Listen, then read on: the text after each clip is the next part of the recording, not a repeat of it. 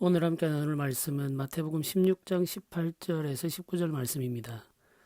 내가 네게 이르노니 너는 베드로라. 내가 이 반석 위에 내 교회를 세우리니 음부의 권세가 이기지 못하리라. 내가 천국 열쇠를 내게 주리니 내가 땅에서 무엇이든지 매면 하늘에서도 매일 것이요 내가 땅에서 무엇이든지 풀면 하늘에서도 풀리리라 하시고, 코로나 바이러스로 우리가 모이지 못하는 시간에 교회에 대해서 함께 생각하고 배우는 시간을 가지려고 합니다. 오늘 첫 번째 내용은 우리가 함께 나눌 이야기의 서론이라고 할 수 있겠습니다. 제가 처음 신앙생활을 시작했을 당시에는 교회가 신앙과 분리할 수 없는 아주 중요한 주제였습니다. 그러나 세월이 흐른 지금 상황이 많이 달라졌습니다. 교회는 신앙과 결코 분리할 수 없는 것이 아니라 신앙과 별개로 생각할 수 있는 주제들 중 하나로 취급되고 있습니다. 심지어 교회를 떠나 참된 신앙의 길을 모색해야 된다고 주장하는 상당히 멋있는 것처럼 받아들여지는 생각들이 유행하기까지 합니다. 가나안 성도라는 표현은 이런 시대적 상황을 반영하고 있다고 할 수 있습니다. 교회는 시대에 따라 다르게 취급될 수 있는 여러 가지 주제 중 하나일까요? 교회를 떠나서 참 신앙의 길을 모색할 수 있는 여지는 어느 정도일까요? 동시대의 젊은 그리스도인들이 마음에 품고 있는 이 같은 질문에 대해 성경은 과연 어떻게 말하고 있을까요? 우리가 성령으로 말미암아 거듭난 영혼의 소유자라고 한다면 우리 신앙의 다양한 질문에 대한 답을 마땅히 성경에서 찾아야 할 것입니다. 이는 결코 부정할 수 없는 진리입니다. 한국교회 역사 속에서 교회에 대한 고민이 이처럼 많았던 시대가 있었을까 생각해 봅니다. 조심스럽지만 지금까지의 역사로 한정한다면 현대 젊은이들만큼 교회에 대해 진지하고 고민하고 아파하는 세대는 없지 않았을까 생각해 봅니다. 동시에 지금 세대만큼 교회에 대해 무지한 세대도 없었을 것이라는 생각도 함께하게 됩니다. 교회를 마음에 품고 고민하고 아파하는 그 아픔의 크기에 비해 교회에 대한 성경의 가르침에 대해서 무지한 것도 사실입니다. 어쩌면 우리 시대의 방황은 이 무지로부터 시작된 것인지도 모르겠습니다. 청년들과 함께 성경을 배우면서 교회로 인해 아파하는 젊은이들을 많이 만났습니다. 성도들 중에도 교회로 말미암아 아픔과 고통을 가지고 있는 사람들을 많이 보았습니다. 솔직히 이야기하자면 교회로 인해 갈등하고 방황하지 않는 청년들을 거의 보지 못했습니다. 교회에서 행복한 친구들은 학생단체의 문을 두드리지 않기 때문이죠. 학생단체를 찾는 청춘들은 한결같이 상처와 갈급함을 안고 있었습니다. 그 갈급함과 상처를 혼자 힘으로 해결할 수 없다는 것이 확인될 즈음에 이르러서야 학생단체를 찾아오게 됩니다. 그리스도인과 교회는 사실 분리해서 생각할 수 없는 것입니다. 교회가 곧 그리스도인이며 그리스도인은 즉시 교회가 되기 때문입니다. 예배의 형식이 다른 교회, 문화와 제도가 다른 교회는 있을 수 있습니다. 그러나 교회가 없는 그리스도인은 본질적으로 존재하지 않습니다. 가나안 성도들은 새로운 형식의 교회를 추구하는 사람들이지 교회 자체를 부정하는 사람들이 아닙니다. 왜냐하면 성도라는 말 자체가 교회라는 의미를 담고 있기 때문입니다. 성도이면 교회이고 교회이면 성도이죠. 지금 우리는 교회에 대한 구체적인 정의를 다시 확인할 필요가 있는 시대를 살고 있습니다.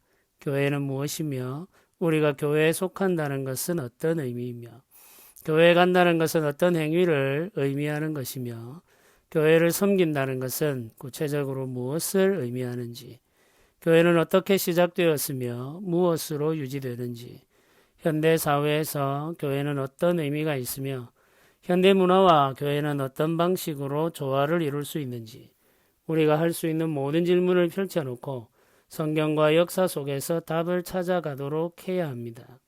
이런 노력은 결코 중단될 수 없습니다. 왜냐하면 교회는 바로 우리 자신이기 때문이죠. 우리 자신에 대한 생각과 우리가 존재하는 의미를 생각하지 아니하면 우리는 온전한 삶을 살아갈 수 없기 때문에 이 질문을 거듭해서 해야 하고 이 질문에 대한 답을 찾아가야 합니다. 오늘 첫 번째 우리가 나눌 주제는 교회에 대한 정의입니다. 신약 성경에서 교회라는 단어는 마태복음에 처음 등장합니다. 예수님의 지상사역의 목적 중 하나는 교회를 세우는 것입니다. 예수님은 가이사랴 빌립보에서 베드로와 대화하던 중 교회라는 말을 처음 사용하셨습니다.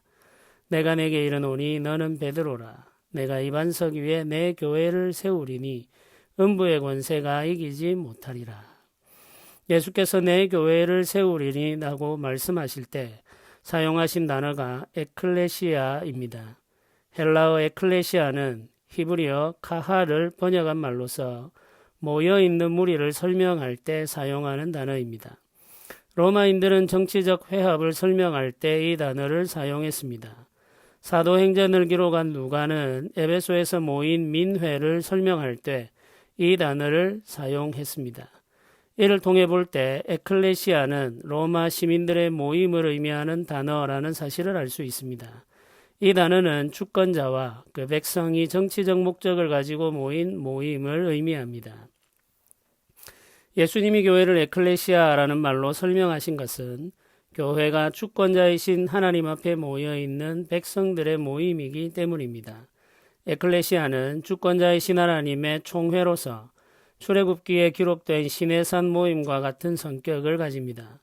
교회는 단순한 사람들의 모임이 아니라 하나님과 언약 관계를 맺은 사람들의 모임으로 지금 하나님 앞에 모여 있는 사람들의 모임이라는 의미를 가집니다. 지금 하나님 앞에 모여 있는 사람들의 모임이 교회인 것이죠. 시내산에 임재하신 하나님의 총회는 하나님의 사자들, 즉 천군과 천사들을 포함한 언약 백성들의 총회였습니다. 이처럼 교회는 하나님 앞에 모여있는 구원받은 하나님의 백성들 전체와 천군 천사를 망라하는 총회라 할 수 있습니다. 구원받은 하나님의 백성들의 총회는 창세부터 새말까지 하나님의 언약 안에 있는 구원받은 백성들 전체를 말합니다. 이런 의미에서 교회, 즉 에클레시아는 하나님 앞에 모여있는 구원받은 백성들 전체의 총회라고 할 수 있습니다. 에클레시아는 주권자이신 하나님 앞에 모여있는 사람들의 모임입니다. 사람들이 주권자이신 하나님 앞에 모이는 이유는 무엇이겠습니까? 사람들이 모이는 이유는 주권자이신 하나님을 예배하기 위해서입니다. 하나님의 영광을 찬양하고 하나님께서 베푸신 은혜에 감사하는 것이 총회의 1차적인 목적입니다. 이 땅에서 하나님을 예배하는 백성들의 총회는 찬양과 감사를 드린 후 하나님의 뜻을 확인하고 그 뜻에 자신을 굴복시킵니다. 하나님의 뜻은 백성들의 삶을 규정하며 인도합니다. 백성들은 하나님 앞에서 확인한 뜻을 이루기 위해 자신의 삶을 헌신합니다. 시내산에 임재하신 하나님은 이후 모세의 회막에 거하셨으며 솔로몬의 성전을 내 임하셨습니다. 그러나 예수께서 십자가로 구원을 이루신 후에는 백성들의 모임인 에클레시아에 임재하십니다. 사람의 손으로 지은 건물에 하나님이 임하시는 일은 구약시대로 끝났습니다. 신약시대에는 예수 그리스도께서 피 흘려 지으신 성전, 즉 에클레시아인 교회에 임재하십니다. 산돌이신 예수께서 하나님이 임재하시는 참 성전의 모퉁이 돌이 되셨고 성도들 역시 산돌이 되어 신령한 집으로 세워져 가고 있습니다. 그러므로 에클레시아는 하나님 앞에 모여있는 사람들이라고 할 수 있습니다. 오늘 우리가 함께 배운 말씀을 마음에 담고 생각하며 묵상하는 시간을 가지시기를 바랍니다.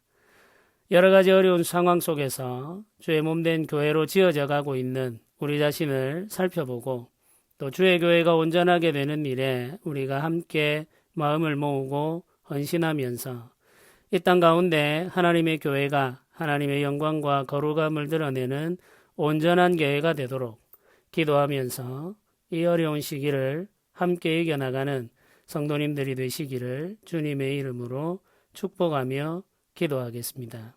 함께 기도하겠습니다. 은혜로우신 하나님 아버지, 우리를 교회로 부르신 하나님의 크신 사랑을 우리가 기억합니다. 교회를 떠나서는 하나님을 알 수 없고 교회를 떠나서는 하나님의 풍성함을 경험할 수 없게 하신 하나님의 섭리를 우리가 믿고 의지합니다. 우리의 연약함을 아시는 주님께서 우리를 붙들어 주시고 교회로 말미암아 베풀어 주시는 하나님의 풍성하신 은혜를 누리게 하시며 우리가 온전한 교회로 지어져 갈 수 있도록 인도하시고 주의 교회를 통하여서 이 세상이 복을 받는 은혜의 역사가 일어나게 하여 주시옵소서. 교회가 가지고 있는 허물과 죄를 주여 용서하여 주시고 주의 십자가 보혈로 깨끗하게 하셔서 새롭게 하여 주시기만을 간절히 원하며 소망합니다. 세상의 아픔과 고통에 반응하며 하나님의 선하심과 은혜를 드러내는 복된 삶을 살아가는 교회가 되도록 주여 이 땅의 교회를 주의 은혜로 인도하여 주시옵소서. 진리와 성령으로 충만하게 되기를 소망하며 하나님의 크신 은혜에 끌림을 받아 우리가 가지고 있는 모든 죄와 욕심들을 굴복시켜 하나님의 말씀 앞에 복종시키는 선한 교회가 되기를 간절히 소원합니다. 오늘도 우리와 함께 하시기를 소원하오며 예수님의 이름으로 기도드립니다. 아멘.